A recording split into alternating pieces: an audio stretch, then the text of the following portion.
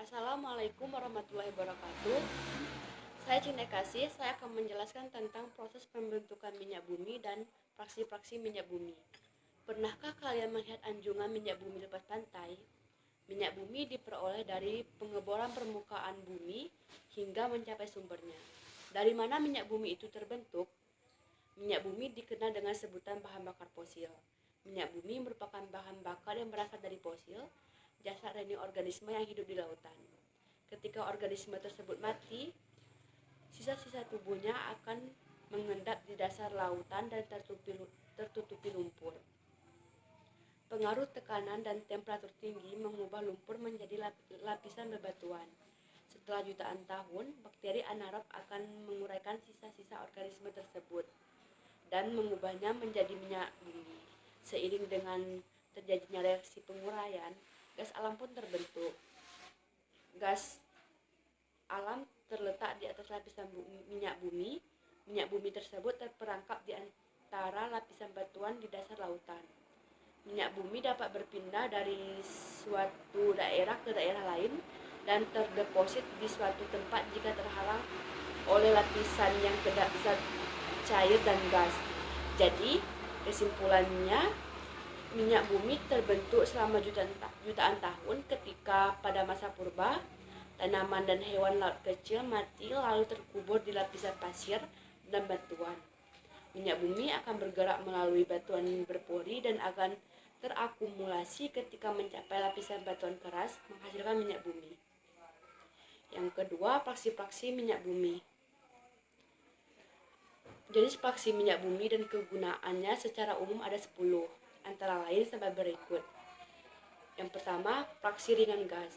Fraksi pertama pada minyak bumi yaitu berwujud gas, di mana fraksi ini berupa senyawa dengan berat molekul yang ringan sehingga volatil atau mudah menguap pada saat proses pemanasan akan menguap terlebih dahulu dibandingkan fraksi lain.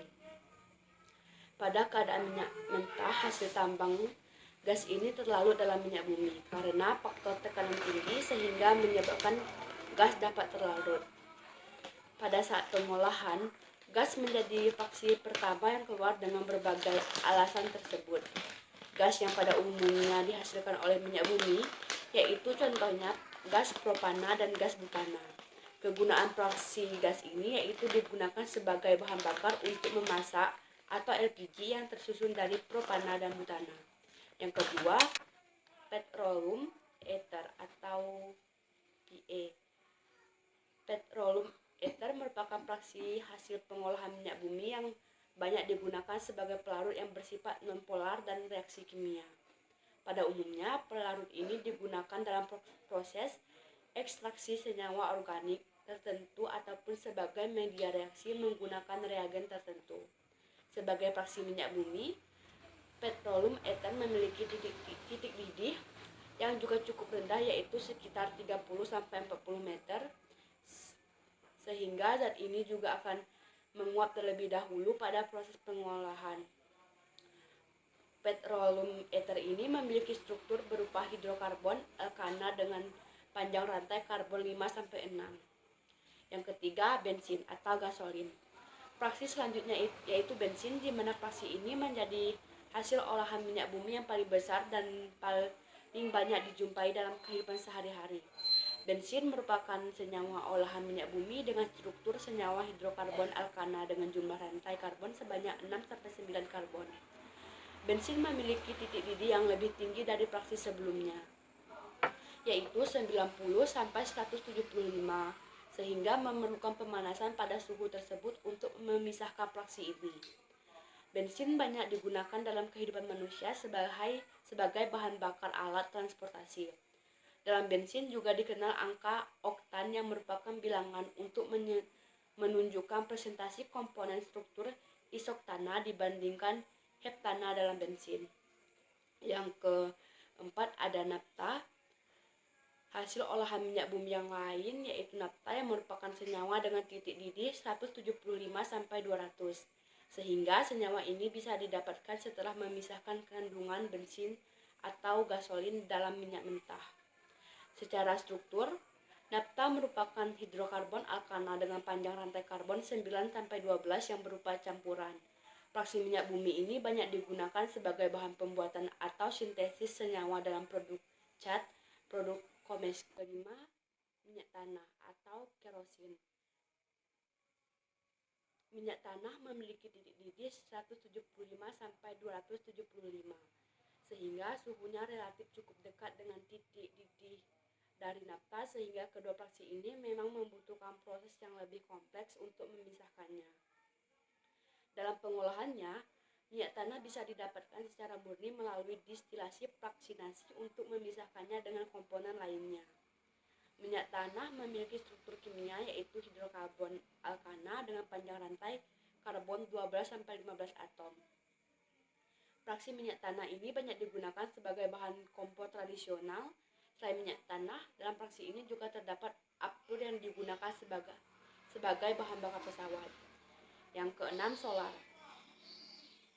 Fraksi solar ini memiliki titik didih 250 sampai 375, sehingga fraksi ini hanya bisa didapatkan dan dipisahkan dari minyak mentah melalui pemanasan pada suhu tersebut. Dalam solar merupakan fraksi dengan struktur kimia campuran antara hidrokarbon alkana dengan rantai karbon 15-17 atom. Karena strukturnya yang berupa rantai panjang membuat solar menjadi tidak mudah menguap. Solar digunakan sebagai bahan bakar dalam industri dan juga sebagai bahan bakar mesin berjenis diesel. Yang ketujuh, pelumas atau oli. Jika kita sering menggunakan pelumas pada kendaraan, ternyata pelumas tersebut juga merupakan salah satu hasil fraksi pengolahan minyak bumi. Pelumas menjadi fraksi minyak bumi dengan komponen berupa hidrokarbon alkana dengan panjang rantai karbon 18-20 atom. Pelumas memiliki sifat yang licin dan dapat melumasi sehingga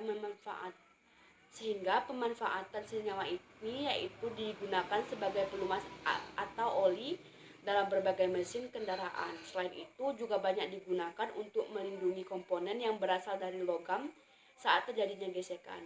Pelumas didapatkan melalui pemanasan minyak mentah dengan suhu 350 sampai 500 sehingga menguap dan akan dikondensasi menjadi pelumas. Yang kedelapan, lilin. Lilin merupakan hasil pengolahan minyak bumi lainnya di mana struktur lilin memiliki panjang rantai karbon alkana berjumlah lebih dari 20 atom karbon. Fraksi ini didapatkan dari minyak mentah melalui pemanasan pada titik didihnya yaitu suhu di atas 350. Suhu tersebut memang cukup tinggi sehingga membutuhkan energi yang juga tinggi untuk memisahkan fraksi ini dari minyak mentah. Lilin seperti yang kita ketahui memiliki banyak manfaat pada kehidupan manusia, seperti digunakan sebagai korek api, bahan dalam pembuatan batik sebagai lilin, pelapis kertas untuk makanan, dan lain sebagainya. Yang kesembilan, aspal. Aspal merupakan hasil residu dari pengolahan minyak bumi, di mana residu ini dihasilkan dari sisa-sisa distilasi minyak mentah setelah melalui proses pemisahan. Dengan pemanasan pada titik didihnya, minyak bumi akan menghasilkan berbagai fraksi yang telah disebutkan di atas. Lalu, sisa komponen yang tidak menguap pada suhu tersebut akan menjadi residu, salah satunya yaitu aspal yang memiliki titik didih sangat tinggi yaitu di atas 500. Sehingga pada pemanasan di bawah suhu tersebut, aspal akan tidak menguap. Aspal banyak digunakan sebagai bahan dalam pembuatan jalan raya, selain itu juga dapat digunakan sebagai isolator. Hasil pengolahan minyak bumi yang banyak digunakan dalam kehidupan manusia, mungkin kita sangat sering menemukan istilah beberapa fraksi di atas yang lekat dalam kehidupan sehari-hari. Namun, tidak kita ketahui kalau bahan itu merupakan salah satu fraksi minyak bumi, seperti bensin, minyak, pelumas, aspal, dan lain-lain. Salah satu fraksi minyak bumi seperti bensin, sebagai pengguna, kita juga mengetahui fraksi-fraksi yang menyusun minyak bumi, proses pemisahannya, karakteristiknya, serta manfaatnya. Namun, penggunaan minyak bumi yang berlebihan juga akan menyebabkan dampak negatif, karena pada dasarnya minyak bumi bukanlah sumber daya terbarukan. Oleh karena itu, selain mempelajari minyak bumi, diperlukan juga sumber daya energi alternatif lain yang terbarukan sehingga kita tidak lagi bergantung pada keberadaan minyak bumi. Sekian dari saya akhiri. Wassalamualaikum warahmatullahi wabarakatuh. Assalamualaikum warahmatullahi wabarakatuh. Perkenalkan, nama saya Muhammad Rifki. Saya akan menjelaskan tentang komponen-komponen penyusun minyak bumi. Komponen penyusun minyak bumi adalah hidrokarbon alfatik jenuh. Alfatik jenuh adalah senyawa alfatik yang rantai C-nya hanya bersifat ikatan tunggal dan yang termasuk di dalamnya adalah senyawa alkana. Hidrokarbon aromatik adalah hidrokarbon yang mempunyai ikatan tunggal dan atau ikatan ganda yang berada di antara atom-atom karbonnya dan dapat berubah polisiklik atau monosiklik, juga dapat membentuk konfigurasi 6 atom karbon yang disebut dengan cincin benzena. Hidrokarbon sikloalkana merupakan tipe alkana yang pada struktur kimia molekulnya mempunyai satu atau lebih cincin atom karbon, sebagaimana kita ketahui bahwa pada umumnya alkana hanya mempunyai ikatan kimia tunggal saja. Komponen senyawa hidrokarbon alkana. Senyawa golongan alkana merupakan senyawa dengan rantai karbon dengan ikatan tunggal yang panjang. Sikloalkana. Senyawa yang kedua adalah sikloalkana yang berbentuk hidrokarbon tunggal yang berbentuk cincin. Ketiga, aromatik. Hidrokarbon aromatik merupakan hidrokarbon yang tidak tersaturasi atau mempunyai lebih cincin benzena. Unsur kimia, karbon dan hidrogen. Unsur kimia karbon dan hidrogen merupakan kandungan unsur yang terdapat pada minyak bumi: belerang dan sulfur, oksigen dan nitrogen. C. Unsur logam. Dalam minyak bumi terdapat beberapa unsur logam seperti besi, tembaga, ada juga vanadium dan nikel. D. Molekul hidrokarbon dalam minyak bumi. Komposisi utama molekul hidrokarbon dalam minyak bumi antara lain naftena 49%, parafin 30%, aromatik 11%, aspaltena 6%. Parafin merupakan golongan campuran parafin. Sekian dari saya. Wassalamualaikum warahmatullahi wabarakatuh. Assalamualaikum warahmatullahi wabarakatuh. Saya Hikmah Wineri dari kelas 11 IPA 3. Di sini saya akan menjelaskan tentang materi bensin. Bensin merupakan fraksi minyak bumi yang paling banyak dikonsumsi untuk bahan bakar kendaraan. Ada 4 macam jenis bensin. Yang pertama adalah premium. Premium adalah bahan bakar minyak jenis 13 tilat berwarna kekuningan yang jernih dan mempunyai nilai oktan 88. Yang kedua ada pertalit. Pertalit adalah bahan bakar gasolin terlaris selain premium karena harganya yang terjangkau. Pertalit memiliki warna hijau terang dan jernih. 3. Pertamax. Pertamax adalah bahan bakar minyak produksi Pertamina yang memiliki angka oktan minimal 92. Yang keempat ada Pertamax Plus. Bahan bakar Pertamax Plus adalah bahan bakar kendaraan yang memiliki rasio kompresi antara 10:1 hingga 11:1. Perbedaan bensin. Yang pertama dari nilai oktan. Premium memiliki nilai oktan 88, sedangkan Pertalit memiliki RON 90. Pertamax sebesar 92 dan Pertamax Plus sebesar 95.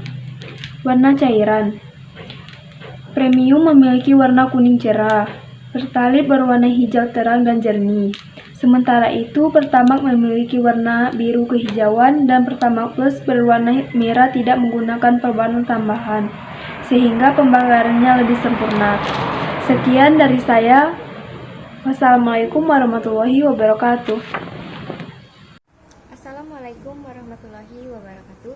Perkenalkan, nama saya Indriani Bilaskari. Saya akan menjelaskan tentang industri petrokimia. Industri petrokimia adalah industri yang berkembang berdasarkan suatu pola yang mengaitkan suatu produk-produk industri minyak bumi yang tersedia dengan kebutuhan masyarakat akan bahan-bahan kimia atau bahan konsumsi dalam kehidupan sehari-hari. Beberapa produk industri petrokimia yaitu A. Produk dasar. Produk dasar adalah produk industri petrokimia yang mengubah minyak dan gas bumi menjadi produk dasar petrokimia. Contoh produk dasarnya yaitu gas CO dan H, sintetik, etilena, propilena, butadiena, benzena, toluena, dan silena. Yang kedua yaitu produk antara. Produk antara yang dihasilkan dalam industri petrokimia adalah amonia, metanol, karbon black, urea, etil alkohol, etil klorida, cumene, dan propilen oksida. Kemudian yang ketiga yaitu produk akhir. Produk akhir yang dihasilkan dalam industri ini antara lain seperti urea, karbon black, formaldehida, asetilena, polietilena, dan polipropilena. Kemudian yang terakhir yaitu produk jadi. Produk jadi berupa barang-barang atau bahan dalam kehidupan sehari-hari, yaitu seperti produk elektronik dan telekomunikasi seperti radio, TV, film, alat-alat komputer, kabel-kabel telepon, dan kabel-kabel listrik. Beberapa contoh industri petrokimia terbesar di Indonesia yaitu yang pertama Lotte Chemical Titan. Lotte Chemical Titan Nusantara adalah perusahaan yang memproduksi polietilen pertama dan terbesar di Indonesia. Polietilen atau PE adalah bahan polimer yang paling banyak digunakan di dunia dan sangat mudah dijumpai di kehidupan sehari-hari. Yang kedua yaitu PT Chandra Asri Petrochemical Tbk. Chandra Asri Petrochemical atau CAP adalah perusahaan petrokimia terbesar dan terintegrasi secara vertikal di Indonesia dengan fasilitas-fasilitasnya. Jantung operasi CAP adalah Lumus Naphtha Cracker yang menghasilkan etilen, propilen, mixed C4 dan pyrolysis gasolin atau pigas berkualitas tinggi. Yang terakhir adalah Siam Cement Group. SCG merupakan perusahaan asal Thailand dan teratas di ASEAN yang telah lama berdiri dan memiliki pengalaman yang luas di bidang semen dan bahan pembangunan, pengemasan, dan bahan kimia. Sekian dari saya. Wassalamualaikum warahmatullahi wabarakatuh. Assalamualaikum warahmatullahi wabarakatuh. Nama saya Anisha Hasana Rizkayani. Saya dari kelas 11 IPA 3. Saya dari kelompok 4. Nah, pada bab ini saya akan menjelaskan dampak pembakaran bahan bakar. Dampak pembakaran bahan bakar ini akan mengakibatkan salah satunya yaitu pencemaran udara. Pencemaran udara adalah suatu keadaan udara yang mengandung senyawa kimia dalam konsentrasi yang cukup tinggi, sehingga berpengaruh terhadap manusia, hewan, tumbuhan, dan lingkungan sekitar. Pencemaran udara dapat mengurangi kenyamanan hidup serta mengganggu kesehatan manusia.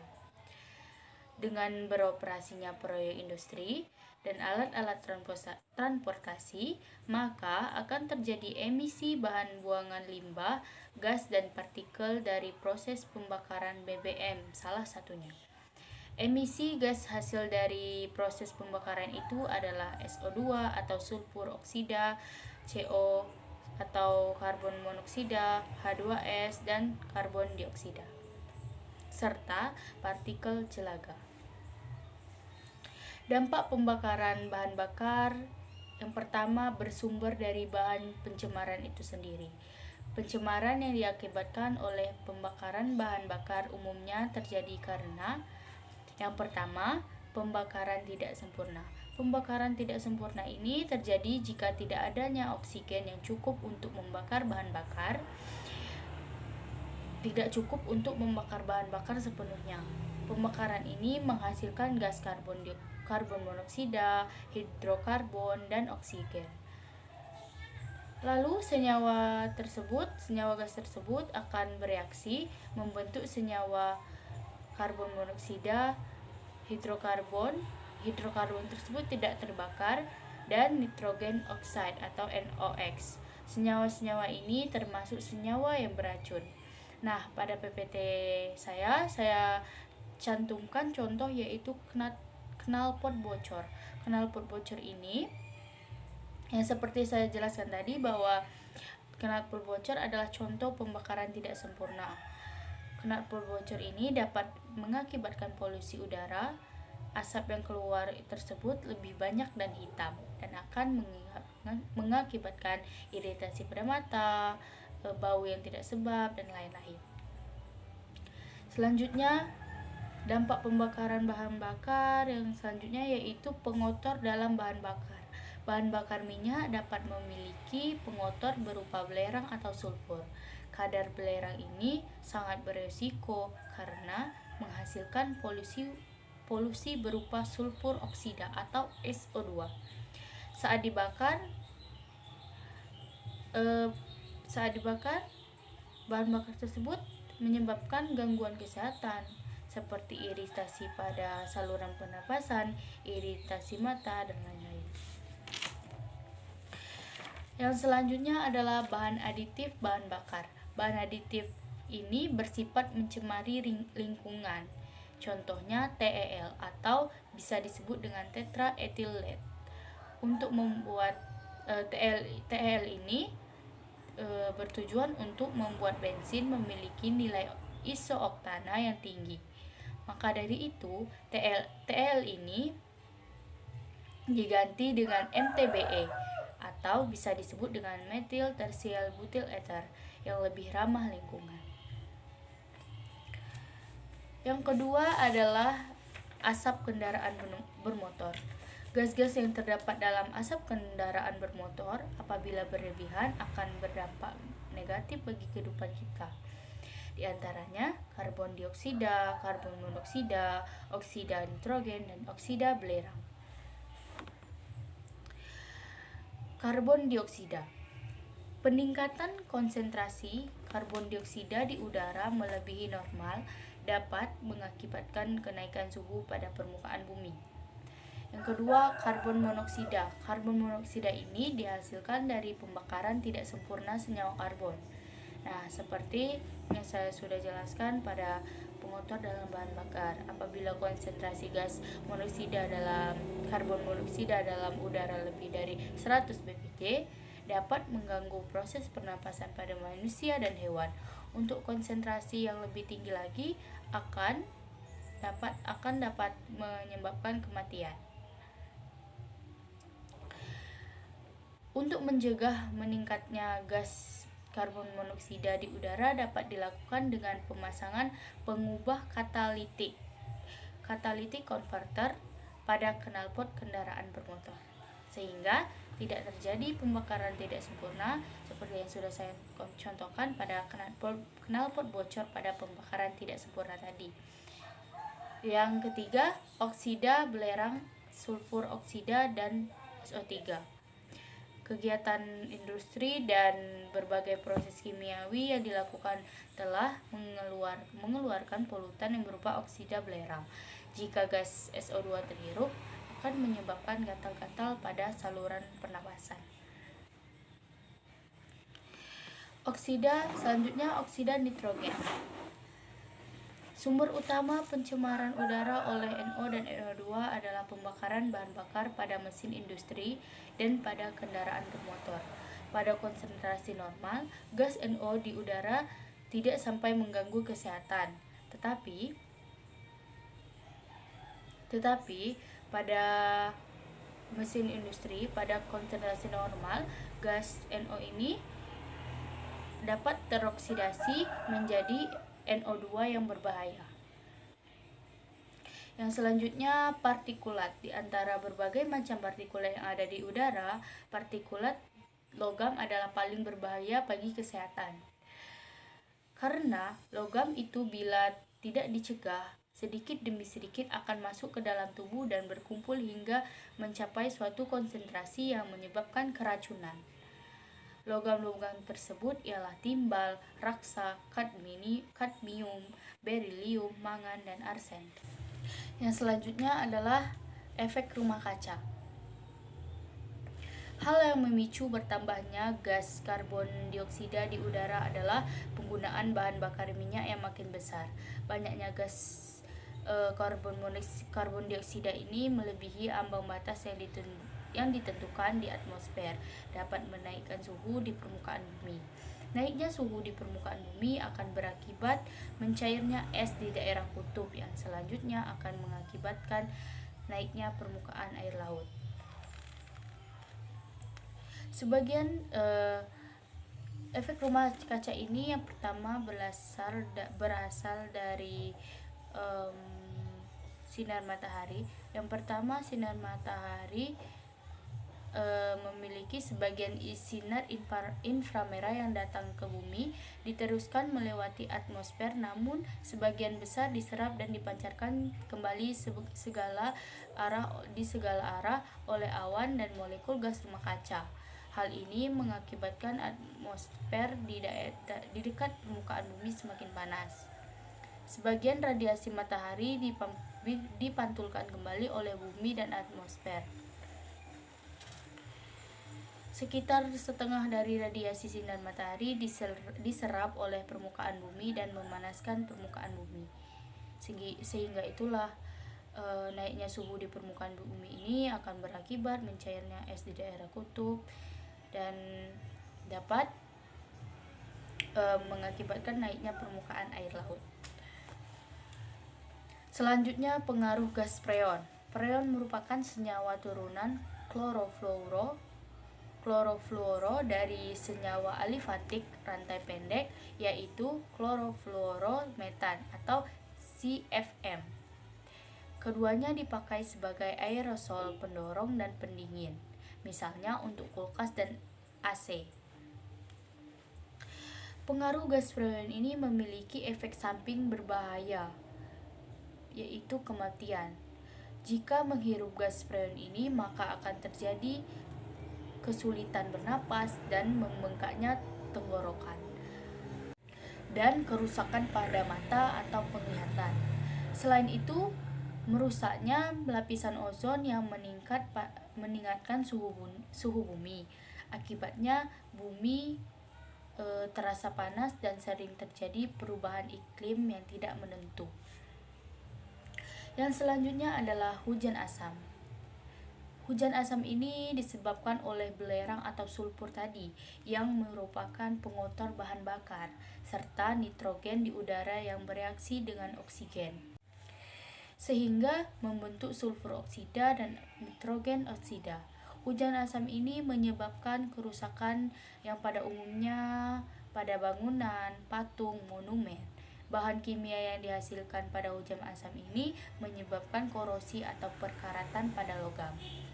Sehingga kesimpulannya, dampak pembakaran bahan bakar yang pertama, pembakaran bahan bakar fosil menimbulkan pencemaran atau polusi udara. Kedua, polusi udara dari penggunaan bahan bakar terutama disebabkan oleh adanya pengotor dan zat aditif dalam bahan bakar. Lalu, pembakaran yang tidak sempurna. Selanjutnya, peningkatan kadar karbon dioksida dapat menyebabkan pemanasan global melalui efek rumah kaca tadi. Selanjutnya, oksida belerang dan oksida nitrogen dapat menyebabkan terjadinya hujan asam. Oke, itu tadi penjelasan dari saya dan teman-teman. Saya sebagai materi terakhir mengucapkan terima kasih dan apabila ada salah kata saya mohon maaf. Kepada Allah saya mohon ampun. Terima kasih. Wassalamualaikum warahmatullahi wabarakatuh.